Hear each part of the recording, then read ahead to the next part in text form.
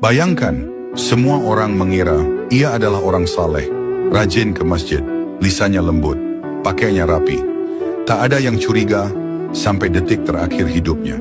Dan saat nyawanya dicabut, akhir hidupnya justru mengerikan. Ia dikenal sebagai orang baik, syalatnya terlihat khusyuk, nasihatnya sering dikutip, bahkan doanya diminta banyak orang.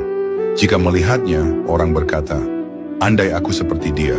Padahal tidak semua yang tampak suci benar-benar bersih di sisi Allah. Rasulullah bersabda, sesungguhnya ada seseorang yang melakukan amalan ahli surga menurut pandangan manusia, padahal ia termasuk ahli neraka. Di balik kesalehannya, ia menyimpan sesuatu. Amalnya dilakukan agar dipuji. Ibadahnya berat jika tak dilihat. Lisannya lembut, tapi hatinya penuh kesombongan. Ia merasa lebih baik dari orang lain, meremehkan yang jatuh dalam dosa, menikmati sanjungan manusia, dan yang paling berbahaya, ia merasa aman dengan amalnya.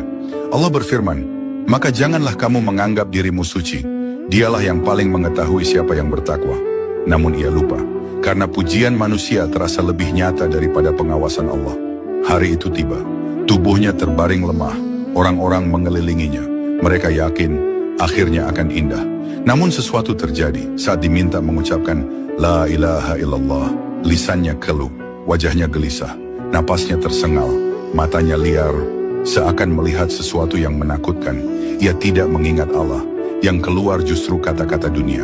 Rasulullah bersabda, seseorang akan dibangkitkan sesuai dengan apa yang ia cintai.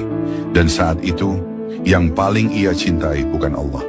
Ia pergi tanpa kalimat tauhid, bukan karena kurang ilmu, bukan karena tak pernah sholat, tapi karena hatinya terikat pada selain Allah. Dan inilah yang paling menakutkan.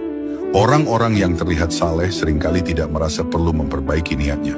Rasulullah bersabda, sesungguhnya amal itu tergantung niatnya. Bukan banyaknya amal yang menyelamatkan, tapi keikhlasan yang terus dijaga sampai napas terakhir. Sekarang, biarkan pertanyaan ini masuk ke hatimu. Jika hari ini adalah akhir hidupmu, apakah amalmu dilakukan karena Allah atau karena manusia?